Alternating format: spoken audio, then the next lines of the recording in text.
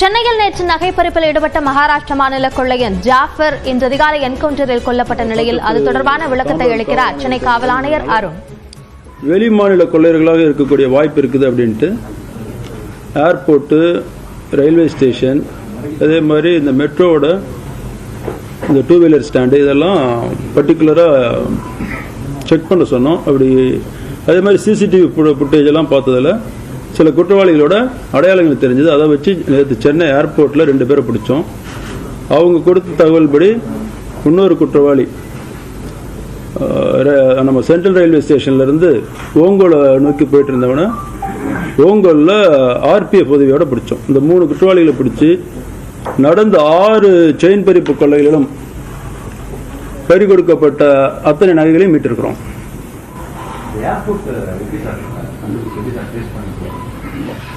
அதாவது நமக்கு CCTV footage கிடைச்சது இல்லையா, அதில் குற்றவாளியோட ஓரளவுக்கு அடையாளங்கள், அவன் மாஸ்க்லாம் போட்டிருந்தா கூட ஓரளவுக்கு அடையாளங்கள் தெரிஞ்சது. அதை வச்சு ஏர்போர்ட்டில் இருக்கக்கூடிய, அதுக்கு தான் ஏர்போர்ட் இன்ஸ்பெக்டர் வர சொல்லியிருந்தேன், ஏர்போர்ட்டில் இருக்கக்கூடிய நம்ம அதிகாரிகளுக்கு கொடுத்து இந்த மாதிரி சந்தேக நபர்கள் யாராவது கடைசி நிமிஷத்தில் வந்து டிக்கெட் எடுத்து எங்கேயாவது போக ட்ரை பண்ணுறாங்களா அப்படின்ட்டு எல்லா ஏர்லைன்ஸுக்கும் சொல்லியிருந்தோம். அதில் அவங்களுக்கு கொடுத்த ஒரு தகவல் படி நம்ம டீமுக்கு வந்தோடனே அவங்க போய் செக் பண்ணுறாங்க. ஸோ ஏர்போர்ட்டு போய் ஹைதராபாத் போகக்கூடிய ஒரு ஃப்ளைட்டில் உள்ளார இருந்தோம். அந்த அக்யூஸ்ட் அவனுக்கு ஆமாம் உள்ளார போய் உட்காந்துட்டான். பட் நாம் அந்த இது வச்சு ஏர்லைன்ஸ் அத்தாரிட்டி சொல்லி உள்ளார போய் செக் பண்ணி பிடிச்சோம். அப்போ வந்து வாங்க இல்லை, அப்போ தான் வந்து வாங்க.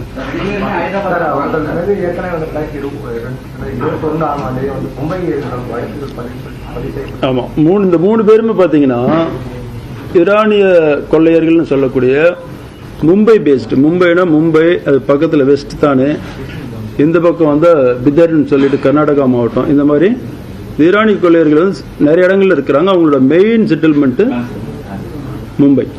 இவங்க அதை சேர்ந்தவங்க தான்.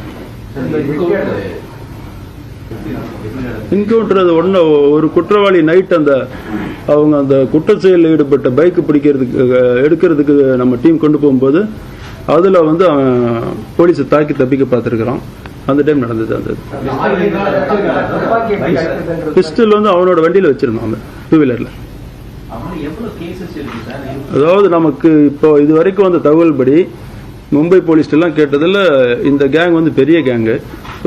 50க்கு மேற்பட்ட குற்ற வழக்குகள் இந்த குற்றவாளி மேலே இருக்குதுன்ட்டு அங்கே இருக்கக்கூடிய பாப்புலரான நியூஸ் பேப்பர்லாம் வந்திருக்கு. தமிழ்நாட்டில் செக் பண்ணோம், என்கொயரி பண்ணோம். 8 இடங்கள், 6 இடத்துல 2 பேர்.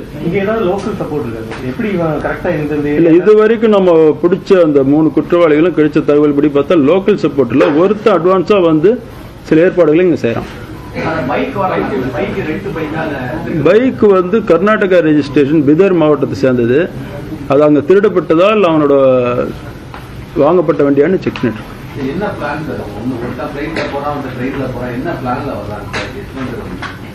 அதாவது நிறைய இன்வெஸ்டிகேஷன் டீட்டெயில் சொல்ல முடியாது. எஃப்ஐஆர் படி இருக்கிறத நான் சொல்கிறேன் உங்களுக்கு. 2 குற்றவாளியுமே நேற்று காலையில் தான் வரான். ஒருத்தர் வந்து மிட் நைட் வரான், அரௌண்ட் 2 o'clock. இன்னொருத்தர் மார்னிங் 4 மணிக்கு. 2 பேரும் வந்து ஃப்ளைட்டில் வந்து ஏர்போர்ட்டில் இறங்கி வெளியே வந்து அவனுக்காக இங்கே வெயிட் பண்ணிட்டு இருக்கக்கூடிய 3வது குற்றவாளி. உட்காருங்க. 3வது குற்றவாளி வச்சிருக்கிற பைக் எடுத்துட்டு போறானுங்க.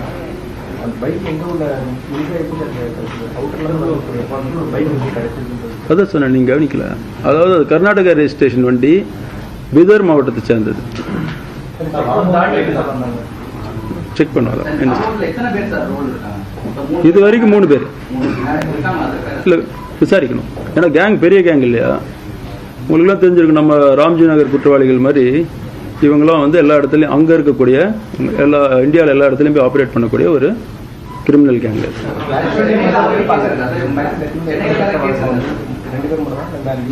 அதை விசாரிச்சுட்டு இருக்கிறோம்.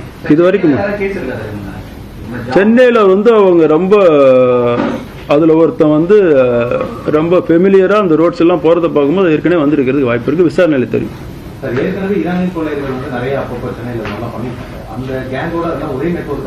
இல்லை, நமக்கு இதுக்கு முன்னாடி இருந்த ஈரானி கொள்ளையர்கள் என்னுடைய அனுபவத்தில் பார்க்கும்போது அவங்களும் அட்டென்ஷன் டைவர்ஷன் தான் பண்ணுவாங்க. செயின் பறிப்பு, கொள்ளை அப்படிங்கிறது இந்த டைம் தான் நம்ம பண்ணுறோம்.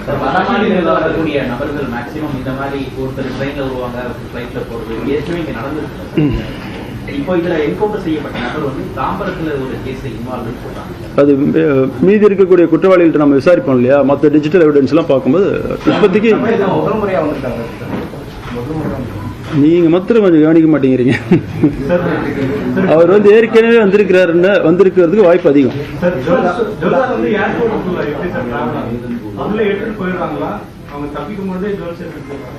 இல்ல, அந்த 3 பேர் பிரிச்சு எடுத்துட்டு போறாங்க இல்லையா.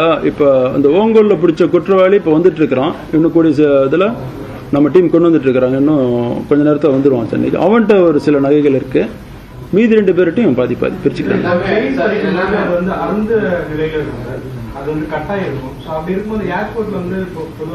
ஏர்போர்ட்ல இந்த மாதிரி சின்ன சின்ன நகை எடுத்துட்டு போறதான் செக் பண்ணும். அது தெரியல, ஏர்போர்ட்ல கேட்டு சொல்றேன். மொத்தம் 6 செயின் பாத்தீங்கன்னா மொத்தம் 26 சவரன் என்னமோ எல்லாமே ரெக்கவர்டு. இதுல ஒரே ஒரு நமக்கு இதுல ஒரு பெண்மணி மொத்தம் ஒரு 65 வயது பெண்மணி இந்த செயின் அக்கும் போது கீழே விழுந்ததுல அடிபட்டு ஹாஸ்பிட்டல் இருக்கிறாங்க.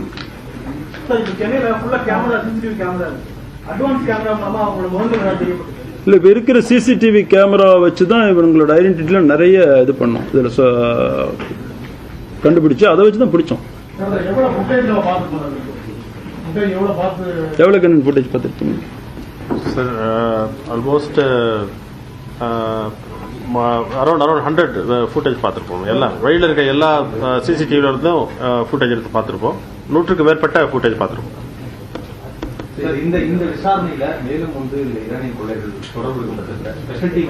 கண்டிப்பா போவோம்.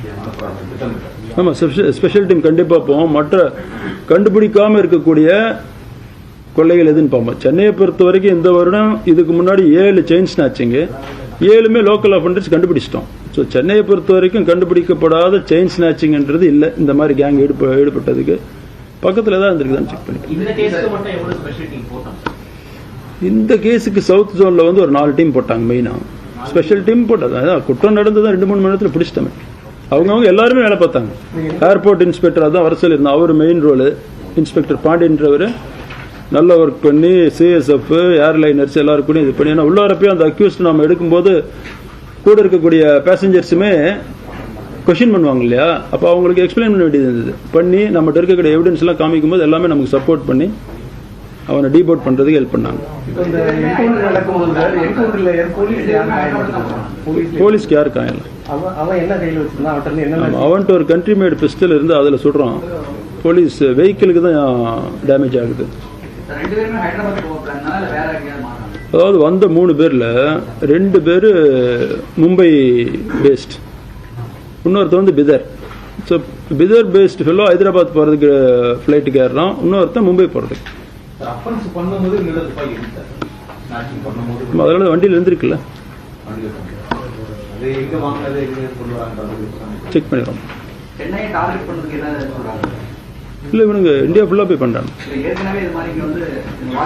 அதான் இப்போ உங்களுக்கு சொன்னேன் இல்லையா, சென்னையில் நடந்த இந்த வருடம் நடந்த செயின் ஸ்நாச்சிங் 7, இதுக்கு முன்னாடி எல்லாமே லோக்கல் அஃபெண்டர்ஸ் கண்டுபிடிச்சிட்டோம். ஸோ போன வருடம் நடந்ததுமே நம்ம கண்டுபிடிச்சிருக்கிறோம். கண்டுபிடிக்காம போன வருடம் நடந்தது மொத்தம் 34, அதில் 33 கண்டுபிடிச்சிட்டோம். ஸோ இவங்க வேற எங்கேயா பண்ணியிருக்கிறாங்களோ இனிமேல்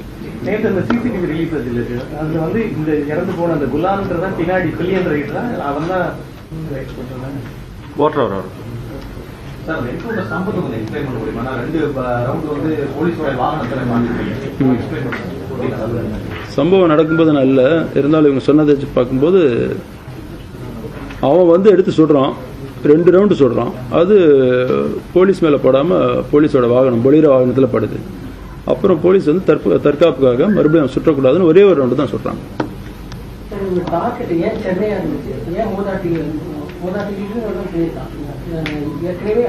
அதாவது நீங்க நான் சொன்னதை கவனிச்சிருந்தீங்கன்னா தெரியும், மார்னிங் 4 o'clock வரோம், 4:15 ஒரு ஃபிளைட்ல வரோம். நாங்க இறங்கி வெளியே வந்து 6 o'clock அஃபென்ஸ் இல்லையா, அஃபென்ஸ் பண்ணி முடிச்சுட்டு மறுபடியும் 10 o'clock ஏர்போர்ட் போயிட்டு ஏதோ ஒரு பர்டிகுலர் அதுக்கு வர்ற மாதிரி வந்து இறங்கி இதை பண்ணிட்டு போயிடுறாங்க. நம்ம சென்னையை விட்டு போயிருந்தா அவங்கள போய் பிடிக்கிறது கஷ்டம். அந்த ஏரியாலாம் இவங்க சொல்லக்கூடிய அந்த அம்பிவேலி ஏரியான்றது இந்த கேங் இருக்கிற இடங்க ஜென்ரலாக உள்ளார போய் யாரையும் அரெஸ்ட் பண்ணுறதுன்றது கொஞ்சம் கஷ்டம்னு சொல்கிறாங்க. இல்லை ஒரு சின்ன பேக் வச்சிருக்கிறாங்க, அதில் ட்ரெஸ் சேஞ்ச் பண்ணுறாங்க, பட் ஷூ சேஞ்ச் பண்ணல. ஷூ ஒரு முக்கியமான காரணம். நாங்கள் பாண்டியன் அவர் முக்கியமாக ஐடென்டிஃபை பண்ணாரு சொன்னீங்க. இப்போ பைக்கில் போகும்போது ஒரு ட்ரெஸ் போட்டிருக்கான், அதே ட்ரெஸ் அங்கே உள்ள இருக்கும் போதும் இருந்ததா? இல்லை அது ட்ரெஸ் அவனுக்கு பொதுவாக மாற்றுவானுங்கன்னு எங்களுக்கும் தெரியும், பட் ஷூ மாற்றுறதுக்கு வாய்ப்பு இல்லைன்ட்டு ஷூ வச்சு பார்த்தோம். பைக் வந்து பிதர்லேருந்து Bhitar registration, Karnataka registration check பண்ணோம், கொண்டு வந்திருக்காங்க. அதில் ஒன் ஆஃப் த அக்யூஸ்ட் வந்து பிதர் தானே, அவன் கொண்டு வந்துருக்கான். செக் போஸ்ட்ல வந்து இருக்கலாம், இல்லைன்னா நம்ம இதில் கூட்ஸ் ட்ரெயினில் போட்டு வரலாம். இந்த மாதிரி நிறைய வாய்ப்பு இருக்குது. அது என்னன்னு செக் பண்ண தானே தெரியும்.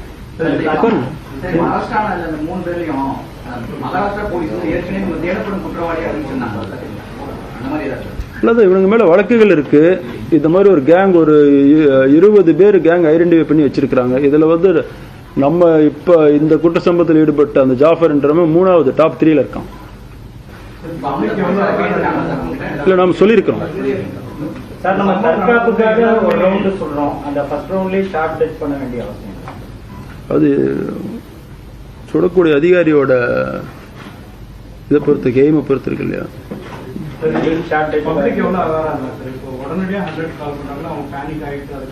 இல்லை, நமக்கு உடனே வந்துருச்சு. அதனால தானே எனக்கு நம்ம உளவுத்துறையில் ராமமூர்த்தி 6:30 மணிக்கு சொல்றாரு.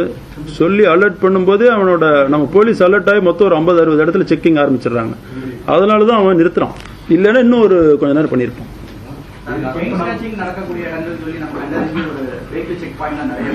மார்னிங் வந்து ஆன்டி ஸ்நாச்சிங் பெட்ரோல்னு போடுறோம். நம்ம அந்த ஆன்டி ஸ்நாச்சிங் பெட்ரோல்லாம் நம்ம அலர்ட் பண்ணி விட்டோம் காலையில். அதுவும் ஒன் ஆஃப் த ரீசன் வந்து இவனுங்க சீக்கிரம் இவனுங்களோட திட்டத்தை வந்து முடிச்சுக்கிட்டு ஏர்போர்ட் போகிறானுங்க. ஏர்போர்ட் ஆரம்பிக்கும் போது ஒருத்தர் கேட்டார், இவனுங்க ரிட்டர்ன் ஃப்ளைட்லாம் புக் பண்ணுறதில்ல, இவங்க வேலை முடிஞ்சோடனே போய் ஃப்ளைட்டு டிக்கெட் வாங்கிட்டு போகிறானுங்க.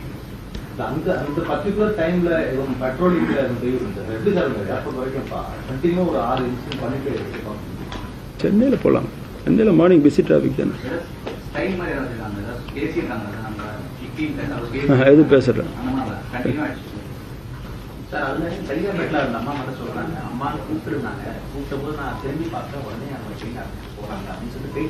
சரி, அது தெரியல, செக் பண்ணு. அது செக் பண்ணணும், இன்வெஸ்டிகேட் பண்ணு சார். ஃபர்ஸ்ட் சைதாப்பேட்டை 6 மணிக்கு, அடுத்துதான் திருவான்மையூர், கடைசியாக முடிக்கிறது கிண்டி.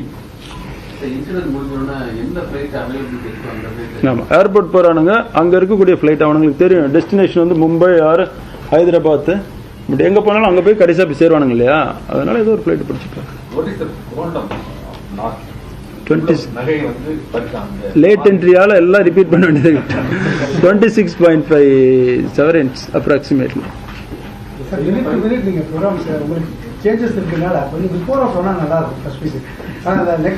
இந்த ராமமூர்த்தி கேளுங்க, அவர்கிட்ட காலையில சொல்லிட்டேன்.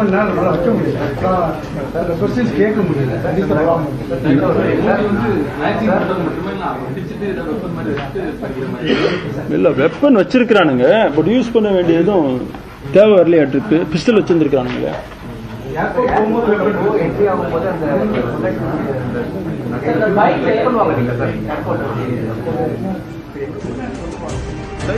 சென்னையில் நகைப்பறிப்பில் ஈடுபட்ட கொள்ளையர்களில் ஒருவர் என்கவுண்டரில் சுட்டுக் கொல்லப்பட்ட நிலையில் சார்ந்த பல்வேறு விளக்கங்களை சென்னை மாநகர ஆணையர் அருண் கொடுத்த விளக்கத்தை பார்த்தோம்.